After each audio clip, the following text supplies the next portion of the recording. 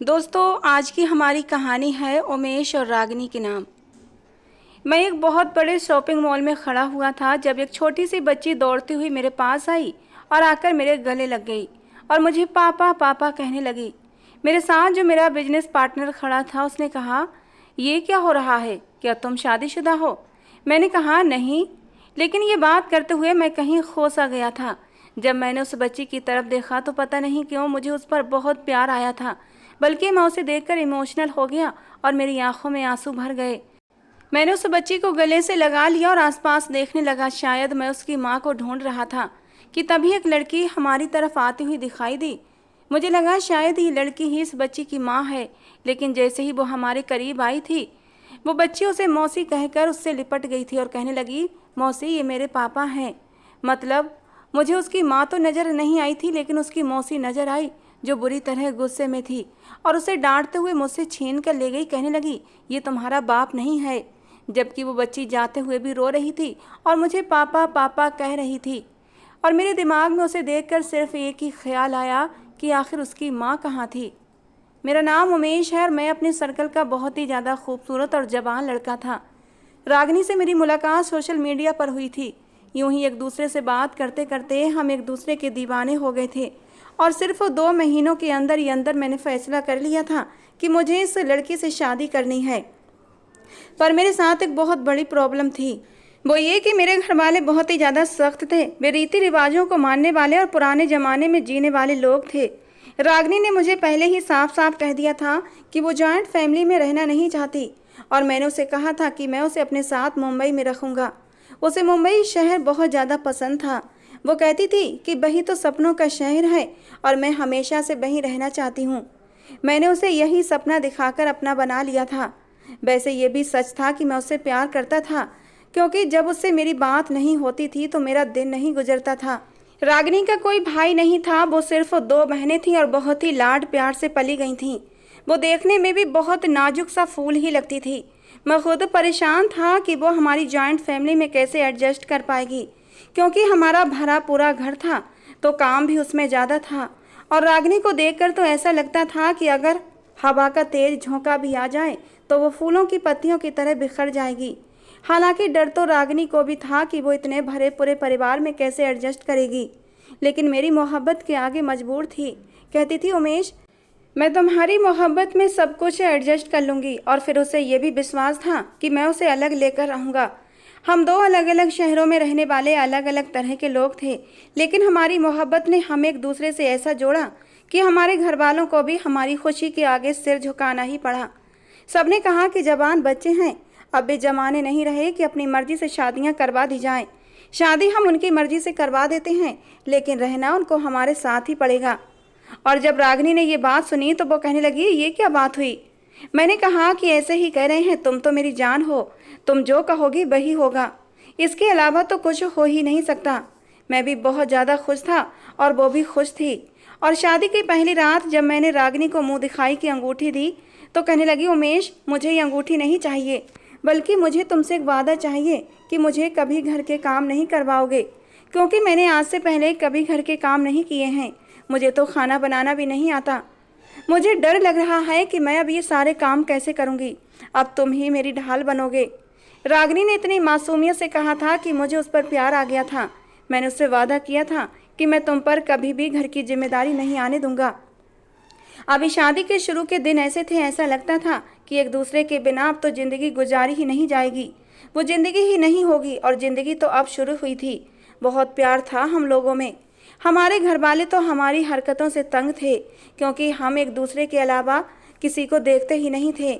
हम लोग सुबह देर से उठते थे, जबकि हमारे घर में पहले ऐसा कोई रिवाज नहीं था।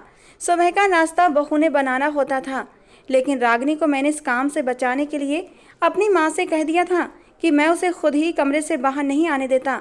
तो फिर वो बेचारी कैसे बाहर आएगी? आखिर को पति की बात तो माननी ही पड़ेगी। मेरी माँ ने कहा, पति की तो बात मान रही है, लेकिन घर वालों की भी बात माने। अगर इतनी अच्छी लड़की है तो फिर बड़ों की बात क्यों नहीं मानती? इसी तरह जब घर में दाल सब्जी बनती तो मैं उसके लिए बाहर से कोई ना कोई चीज़ ले आता, क्योंकि उसे दाल सब्जी खाने का बिल्कुल भी शौक़ नहीं था। पहले तो मैं चोरी चोरी लाता था, फिर एक दिन मेरी माँ को पता चल गया। उसके बाद से मैं सबके सामने लाने लगा। और मेरे भाई बहन दाल सब्जी खाते और मैं पत्नी के लिए पिज्ज़ा बर्गर लेकर आता तो बुरा तो उनको लगता ही था, लेकिन रागिनी के प्यार में मुझे उस समय किसी की कोई परवाह ही नहीं थी, क्योंकि वो मेरी पत्नी थी। मैंने वही तो करना था। मेरे 4 भाई थे, 2 बहनें थीं, माँ बाप थे, भरा हुआ घर था। एक दिन मेरी माँ ने उससे सबके कपड़े धोने के लिए कह दिया। उस बेचारी ने मुश्किल से कपड़े धोए, लेकिन रात को वो रोने लगी और नाराज हो गई। उसने अपने नाजुक से हाथ मेरे सामने कर दिए। बाकी कपड़े धोते धोते उसके हाथ जगह जगह से सर्फ की वजह से कट गए थे। वो मुंह बिसूरते हुए मुझसे शिकायत करने लगी कि मम्मी जी ने पूरे घर के कपड़े मुझसे धुलवाए हैं। मैंने उसे एक आइडिया बताया। मैंने कहा, अगर तुमसे कपड़े धुलवाएं तो तुम बेहोश होने की एक्टिंग करना। और अगली बार उसने ऐसा ही किया। डॉक्टर साहब भी घर आ गए। मैं ही डॉक्टर को लेकर आया था। वो डॉक्टर मेरा दोस्त था, हम लोग एक ही कॉलेज में पढ़ते थे। उसने मेरे घर वालों को कह दिया कि लड़की से आप ज़्यादा काम ना करवाएं, क्योंकि इसके अंदर इतनी ताकत नहीं है, नहीं तो ये बार बार बेहोश हो जाएगी। मेरी माँ ने कहा, अगर इसके अंदर इतनी ताकत नहीं है तो कल को ये बच्चे कैसे पैदा करेगी। और फिर हमें ये खुशखबरी भी जल्दी ही मिल गई कि हमारे यहाँ संतान होने वाली है। मैं बहुत ज़्यादा खुश था। हमारी दोनों की मोहब्बत की निशानी आने को थी। मैंने रागिनी से कहा, मुझे एक प्यारी सी बेटी चाहिए, पर मेरी माँ ने बेटे बेटे का शोर मचाया हुआ था। वो कहती थी कि बेटा ही होगा, पर भगवान ने मेरी ही सुनी और एक प्यारी सी बेटी इस दुनिया में आ गई, जिसका नाम हमने कोमल रखा। बहुत ही प्यारी बच्ची थी। अब हमारी एक फैमिली बन गई थी। हम एक साथ बहुत खुश रहते थे, पर मेरी माँ खुश नहीं थी, क्योंकि उन्हें पोता चाहिए था। और मेरी माँ हर वक्त अपनी नाराज़गी रागिनी से निकालती रहती थी। और माँ के साथ साथ घर के दूसरे लोग भी मुझसे और रागिनी से नाराज़ रहने लगे थे। घर वालों की इसी हरकत की वजह से मैं अपने घर वालों के साथ अब ज़्यादा बैठता भी नहीं था और उनसे ज़्यादा बात भी नहीं करता था। लेकिन मुझे क्या पता था कि ये सब कुछ उनके दिल में जहर बन के बढ़ता ही जाएगा और एक दिन बाहर ज़रूर निकलेगा। एक दिन मैं रात के लिए कहीं चला गया था। मैं अक्सर चला जाया करता था। जब वापस आता था तो रागिनी मेरी याद में पागल हो चुकी होती थी। मुझसे ऐसे गले मिलती, ऐसे बातें करती जैसे 4 दिन बाद नहीं बल्कि 4 साल के बाद आया हूँ। मुझे उसका अपने लिए यूँ तड़पना और इंतज़ार करना बहुत अच्छा लगता था और उसके बाद हम लोग बहुत अच्छा समय बिताते थे। लेकिन मैंने सोचा आज मैं जल्दी जाके उसे सरप्राइज़ करूँगा। मैं घर आया तो घर में कोई नहीं था। हमारा भरा हुआ घर था, लेकिन घर पे कोई ना कोई तो होता ही था। मैं हैरान था कि आज पूरे घर में कोई नहीं था। फिर मुझे कमरे से कुछ अजीब सी आवाज़ें आ रही थीं। जब मैं अंदर गया तो ये देखकर हैरान रह गया कि रागिनी और मेरा भाई कमलेश एक दूसरे के साथ थे। जैसे ही रागिनी ने मुझे देखा, वो पागलों की तरह भागती हुई मेरे पास आई। कहने लगी, उमेश ये मेरे साथ गलत हरकत करने की कोशिश कर रहा था। मैंने कहा, लेकिन रागिनी कोमल कहाँ है? कहने लगी, उसको मैंने माँ जी के साथ भेजा था। मैंने कहा, क्यों भेजा था तुमने बच्ची को? आखिर करना क्या चाहती थी तुम? पता नहीं मेरे दिमाग में क्या फितूर सवार हो गया कि मैं अपनी ही पत्नी पर शक करने लगा। मेरे भाई ने भी सबके सामने कह दिया कि भाभी खुद मुझे कमरे में बुलाने आई थी। मेरा तो कोई कसूर नहीं था और मैं अपने घर वालों की बातों में आ गया। मैं रागिनी से बहुत झगड़ने लगा और वो आखिरकार घर छोड़कर चली गई। मेरी माँ ने भी कहा कि तुम उसे मनाने नहीं जाओगे, गलती उसी की है, उसको खुद ही आना चाहिए। हमारी मोहब्बत की कहानी अहंकार की नज़र हो गई। वहाँ पर रागिनी का बाप भी बिखर गया था। उसने कहा, मेरी बेटी के आगे पीछे कोई नहीं है क्या जो तुम लोग इस तरह की हरकतें कर रहे हो? रागिनी ने फ़ोन पर मुझसे बहुत ज़्यादा लड़ाई करना शुरू कर दी। हम लोग एक दूसरे से संपर्क में थे। वो मेरी बेटी को भी साथ ले गई थी। कहने लगी, जब तुम्हें मुझ पर विश्वास ही नहीं तो मोहब्बत भी भाड़ में गई। अपने भाई की बात सुन ली तुमने? पता नहीं ये क्या हो गया था कि कहते हैं कि जो जिससे जितनी मोहब्बत करता है, अगर उन दोनों को एक दूसरे पर गुस्सा आ जाए तो वो भी कम नहीं होता, और अगर नफ़रत बढ़ जाए तो नफ़रत भी मोहब्बत जितनी ही गहरी होती है। हमारे परिवार को किसी की नज़र लगी थी। हम लोग एक दूसरे के दुश्मन बन गए। मेरी माँ ने मेरी सगाई पहले से ही एक लड़की के साथ कर रखी थी। उसका नाम नायरा था। उसे भी इस बारे में पता चल गया। वो दूसरे शहर में रहती थी, लेकिन वो हमारे घर आकर रहने लगी। बहाना कर दिया कि उसकी पढ़ाई और पेपर इसी शहर में है, इसलिए वो यहाँ रहना चाहती है। रागिनी कभी मेरे साथ संयुक्त परिवार में रहना ही नहीं चाहती थी, लेकिन फिर भी उसने सिर्फ मेरी बातों पर समझौता किया था कि एक दिन मैं उसे यहाँ से ले जाऊँगा। मैं उसे अपने साथ अलग घर में भी नहीं रख सका और फिर मैंने उस पर विश्वास भी नहीं किया। ऐसा लगा कि जैसे मैं उसके दिल से उतर गया, क्योंकि अचानक ही उसने मुझसे बात करना भी बंद कर दिया था और उसके घर वालों ने भी फ़ोन का जवाब देना छोड़ दिया। मैंने उसे कहा था कि अपनी गलती मान लो तो मैं उसे माफ़ कर दूंगा, पर वो कहने लगी, जब मैंने कोई गलती ही नहीं की तो तुम मुझे माफ़ क्यों करोगे, मैं क्यों तुमसे माफ़ी मांगूं। इसी तरह से हमारे बीच भी एक लंबी दूरी आ गई थी और आज इस बात को पूरे 2 साल हो गए थे। वक्त गुजरता ही गया और गुजरता ही चला गया। मैं अपने काम में लग गया। मेरा काम बहुत अच्छा चलने लगा था। मेरे पास बहुत पैसे आ गए। मेरी बहुत अच्छी नौकरी लग गई थी। नौकरी ऐसी जगह पर लगी कि उन्होंने मुझे रहने के लिए मुंबई में एक अपार्टमेंट भी दिया था, लेकिन मैं वहाँ नहीं रहता था क्योंकि मेरा सारा परिवार गाँव में ही रहता था और वैसे भी मैं उस अपार्टमेंट में अपने पूरे परिवार को नहीं रख सकता था क्योंकि भी लोग बहुत ज़्यादा थे और ये अपार्टमेंट सिर्फ 2 से 3 लोगों के लिए ही था। अब तो मुझे अपनी बेटी की भी याद नहीं आती थी। मैं उसे भी भूल गया था। शायद माँ होती तो अपने बच्चों को इतनी जल्दी नहीं भुलाती है, लेकिन मर्दों के अंदर ये चीज़ होती है, हम लोग मानते नहीं, पर सबके दिल में ये बात होती है। उधर नायरा बार बार घर में आ जा रही थी। मुझे सब कहते थे कि रागिनी को तलाक देने के बारे में सोचो और नायरा से शादी कर लो, अभी से तलाक का केस चलेगा, तब कहीं जाकर 6-7 महीने में बात ख़त्म होगी। लेकिन मैं इस बात पर राजी नहीं हो रहा था। मैं बीच में अटक गया था। काम में इतना बिजी हो गया था कि दिमाग में और कुछ आ ही नहीं रहा था। वो तो आज जब मैंने कोमल को देखा तो मैं हैरान रह गया, लेकिन वो अपनी मौसी के साथ क्यों थी? आखिर रागिनी कहाँ थी? मैं बड़ा परेशान हुआ। मैंने उनका पीछा किया तो वे एक गाड़ी में बैठकर जा रहे थे। जहाँ तक मुझे याद था उनके पास गाड़ी नहीं थी और ये मुंबई शहर था। यहाँ पर तो वो लोग रहते भी नहीं थे, फिर वे लोग यहाँ क्या कर रहे थे? मैंने उनका पीछा किया तो पता चला उन लोगों ने यहाँ पर घर ले लिया है। पता नहीं मेरे दिल में क्या बात आई, शायद मैं अपनी बेटी से मिलना चाहता था और एक दिन मैं उनके घर चला गया। उनके घर में सिर्फ मेरी पत्नी की बहन और मेरी बेटी रह रही थी। रागिनी कहाँ थी मुझे नहीं पता। उसने कहा कि वो तुमसे मिलना नहीं चाहती, तुम यहाँ से जा सकते हो। घर में किसी और बच्चे के रोने की भी आवाज़ आ रही थी। मैंने कहा, सीमा ये बच्चा किसका है? सीमा कहने लगी, मेरा है, मेरी शादी हो गई है। 2 साल में बहुत कुछ बदल गया था। सीमा कहने लगी, अब हमारा तुमसे कोई रिश्ता नहीं है। मेरी बहन ने तुमसे प्यार किया, तुम्हारे लिए उसने हम सबको छोड़ दिया, लेकिन जो तुमने उसके साथ किया और तुम्हारे परिवार ने उसके साथ किया वो बहुत ही गलत था। हम कभी उस बात को माफ़ नहीं करेंगे। तुम्हें अगर उस पर विश्वास नहीं था तो उससे शादी ही क्यों की? तुमने तो सोचा होगा कि जो लड़की सोशल मीडिया से मेरे साथ पट गई और मुझसे शादी तक कर ली, वो तो गलत कैरेक्टर की ही होगी। बताओ, यही सोचा था ना तुमने? मैंने कहा, तुम मुझसे ऐसी बातें मत करो। मुझे रागिनी से मिलना है, मुझे अपनी पत्नी से मिलना है। वो अब भी मेरी पत्नी है। उसने कहा कि वो तुमसे मिलना नहीं चाहती, इसलिए तुम ये सब कुछ छोड़ दो। मैं काफ़ी समय से मुंबई में ही रह रहा था। अपने घर गया तो मेरी माँ भी रोने लगी। मैंने कहा कि क्या बात है? कहने लगी कि तेरा भाई कमलेश, हम उसे डॉक्टर के पास लेकर गए थे। बड़े दिनों से कह रहा था कि पेट में दर्द है। डॉक्टर के पास गए, उसे कुछ समझ नहीं आया। कुछ टेस्ट वगैरह हुए तो आज पता चला कि उसे कैंसर है। उसे लीवर का कैंसर हो गया है। डॉक्टरों ने कहा है वो ज़्यादा दिन तक जी नहीं पाएगा, उसके पास ज़्यादा समय नहीं है। तू जरा उससे जाकर मिल ले, उसे तसल्ली दे। मुझे ये सुनकर दुख हुआ था क्योंकि वो मेरा जवान भाई था। अभी तक तो उसकी शादी भी नहीं हुई थी। जब मैं उसके पास गया तो वो कहने लगा कि मुझे तुमसे एक बात करनी है। घर वाले तुमसे और रागिनी की मोहब्बत से बहुत ज़्यादा तंग थे। वे कहते थे कि बड़ा बेटा तो पागल हो गया है, अगर इसे इसकी पत्नी से दूर नहीं किया गया तो ये हम सबको भूल जाएगा। इसलिए उस दिन हम सब ने एक प्लान बनाया था। हम कोमल को भी साथ ले गए थे और रागिनी को घर में अकेला छोड़ दिया था। लेकिन थोड़ी देर के बाद मैं वापस आ गया और मुझे पता था कि तुम भी आने वाले हो, क्योंकि तुमने फ़ोन पर मुझे पहले ही बता दिया था। मैंने जानबूझकर उसके साथ गलत करने की कोशिश की थी।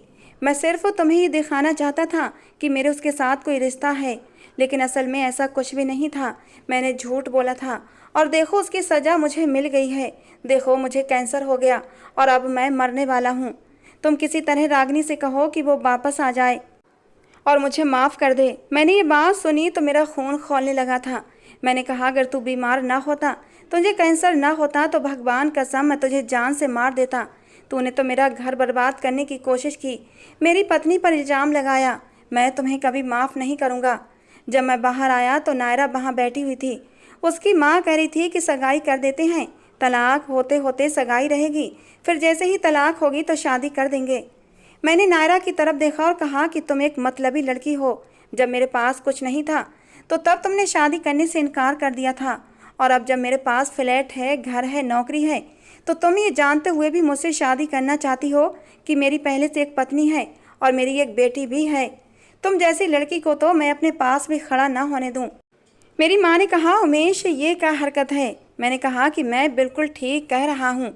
आज से आप सबका मेरे साथ कोई रिश्ता नहीं है। आप लोगों ने मेरा ही घर तोड़ने की कोशिश की है। जब से मेरे पास पैसे आने लगे थे, मैंने वो सारे पैसे अपने पिताजी के अकाउंट में रखवाने शुरू कर दिए थे। मैंने उनके अकाउंट से अपने पैसे भी निकलवा ली और घर से सारी ज़रूरी चीज़ें उठाई और अपने फ्लैट में शिफ्ट हो गया। अब मुझे अपनी रागिनी को वापस लाना था। मुझे उससे माफ़ी मांगनी थी, चाहे जैसे भी। बस मैं उसके पैरों में भी गिर जाता, लेकिन उससे माफ़ी ज़रूर मांगता।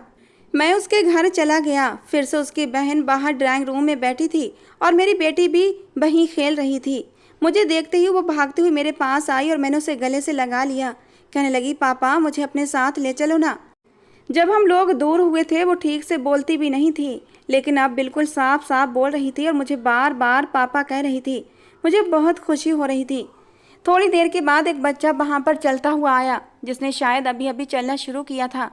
वो कहने लगी, देखो पापा, भाई भी आ गया। मैंने कहा, भाई? उसने कहा, हाँ ये मेरा भाई है, इसका नाम साहिल है। इसका मतलब कि जब रागिनी मेरी ज़िंदगी से गई थी तो वो माँ बनने वाली थी और भगवान ने मुझे एक प्यारा सा बेटा दिया था, लेकिन मैं उसकी शक्ल भी न देख सका और मुश्किल वक्त में मैं रागिनी के साथ भी नहीं था। वो मेरा बेटा था। मैंने उसे गले से लगा लिया और मैं रोने लगा। अब रागिनी की बहन को भी मुझ पर तरस आया था। मैंने कहा, भगवान के लिए मुझे बता दो रागिनी कहाँ है। उसने कहा कि जब वो यहाँ पर आई थी तो दिन रात रोती रहती थी, माँ बनने वाली थी, बहुत समस्याएं हो गई थीं। डॉक्टर ने कहा कि अगर ऐसे ही रोती रही, डिप्रेशन में रहती रही तो इसका बच्चा भी नहीं बचेगा। फिर उसने बच्चे के लिए अपने आप को संभाला और साहिल इस दुनिया में आया, पर उसने किसी को नहीं बताया। उसने कहा कि तुम्हें ये बात कभी पता नहीं चलनी चाहिए, क्योंकि वो तुमसे बहुत नाराज़ थी।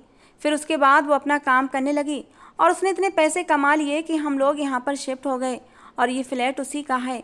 हम लोग यहीं पर उसके साथ रहते हैं। कभी मैं रहने आ जाती हूँ, कभी मम्मी पापा आ जाते हैं, क्योंकि वो उस शहर में रहना नहीं चाहती जहाँ तुम्हारी यादें उसे सताती हैं। अभी वो काम पर गई हुई है। उसका काम ऐसा है कि वो ऑफिस में काम करती है, बिल्कुल बदल गई है, पहले जैसी नहीं रही, बहुत कमज़ोर हो गई है। अब भी रातों को उठकर रोती है, तुम्हें याद करती है। मैं सीधा उसके ऑफिस चला गया और जैसे ही मैंने उसे इतने सालों बाद देखा तो मुझसे रहा नहीं गया। मैं तुरंत उसके पास गया और मैंने उसे गले से लगा लिया। उसके साथ काम करने वाले भी ये देख रहे थे। कुछ लोग हंस रहे थे और कुछ होटिंग कर रहे थे। उन्हें शायद समझ आ गया था कि मैं उसका पति हूँ। उसने कहा, ये क्या कर रहे हो, छोड़ो मुझे। वो उनके सामने गुस्सा नहीं कर सकती थी।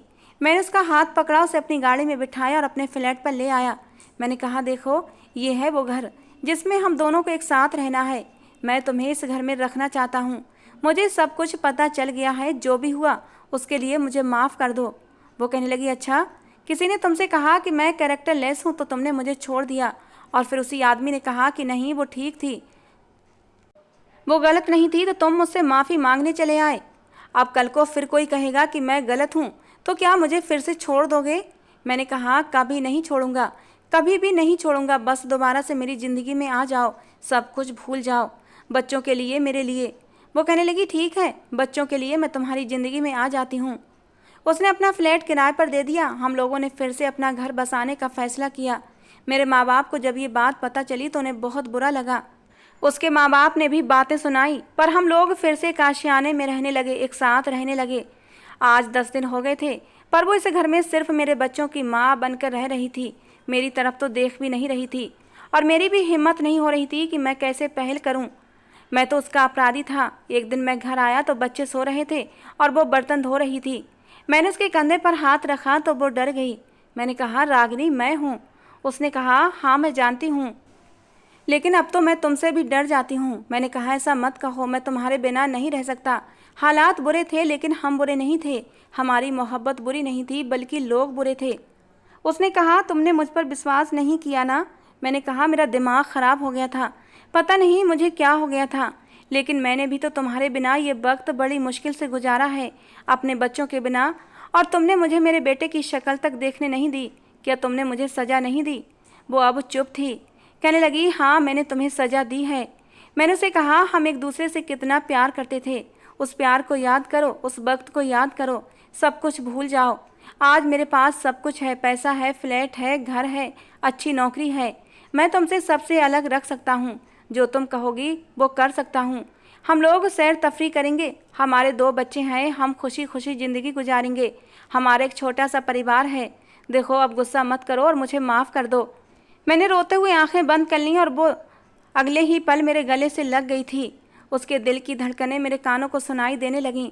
मुझे ऐसा लगा जैसे मैंने 2 साल के बाद खुलकर सांस ली है। मैंने भी उसे अपने गले से कसकर लगा लिया था। हम लोग रोते रोते हंसने लगे। उसके बाद से हमारी ज़िंदगी बिल्कुल वैसी थी जिस ज़िंदगी के मैंने और उसने ख्वाब देखे थे। उसकी नौकरी अच्छी थी, मेरी नौकरी भी अच्छी थी, हमारे पास अपने अपने फ्लैट थे, पैसा था, 2 बच्चे थे, घर था, मोहब्बत थी, और सबसे बड़ी बात यह कि अब हमें दुनिया की कोई ताकत अलग नहीं कर सकती थी, हमारे माँ बाप भी नहीं। शायद हमारी ज़िंदगी में जो ये मोड़ आया वो ज़रूरी था, क्योंकि उसके बाद हमारा रिश्ता और हमारी मोहब्बत अटूट हो चुकी थी। अब हमें कोई भी अलग नहीं कर सकता था। हम आज भी साथ हैं, बच्चे बड़े हो रहे हैं, हम अपना अपना काम करते हैं, वीकेंड पर एक दूसरे के साथ बहुत अच्छा समय बिताते हैं, फैमिली टूर पर जाते हैं। हमें किसी बात की टेंशन नहीं होती, किसी से छुप छुप कर चीज़ें नहीं लानी पड़ती, बहुत सारे लोगों के बीच में नहीं रहना पड़ता। हमारी ज़िंदगी बहुत खूबसूरत है। मेरे माँ बाप मुझसे माफ़ी मांगते हैं, लेकिन मैं उनके पास वापस नहीं जाना चाहता। उन्होंने मुझे खो दिया। भला ऐसे भी कोई माँ बाप होते हैं जो अपने ही बेटे का घर बर्बाद करने की कोशिश करें, वो भी एक प्लान बनाकर। अपने भाई का इलाज मैं करवा रहा हूँ। रागिनी ने कहा है कि वो तो एक मोहरा बनाकर इस्तेमाल किया गया था, इसलिए तुम उसे माफ़ कर दो। उसके बच जाने की उम्मीद बहुत कम है, फिर भी हम उसका इलाज करवा रहे हैं। अपनी ज़िंदगी में हम बहुत खुश हैं। बस यही हमारी कहानी की हैप्पी एंडिंग है। तो दोस्तों, आज की हमारी कहानी थी उमेश और रागिनी के नाम। आपको कैसी लगी ज़रूर बताना। पसंद आई हो तो प्लीज़ लाइक करना। अपने नाम की स्टोरी लिखवाने के लिए दोस्तों आप अपने नाम हमें कमेंट्स बॉक्स में दे सकते हैं। हम आपके नाम की स्टोरी भी लेकर ज़रूर आएंगे। दोस्तों, कहानी को पूरा सुनने के लिए आप लोगों का बहुत बहुत धन्यवाद। मिलते हैं अगली किसी नई कहानी के साथ।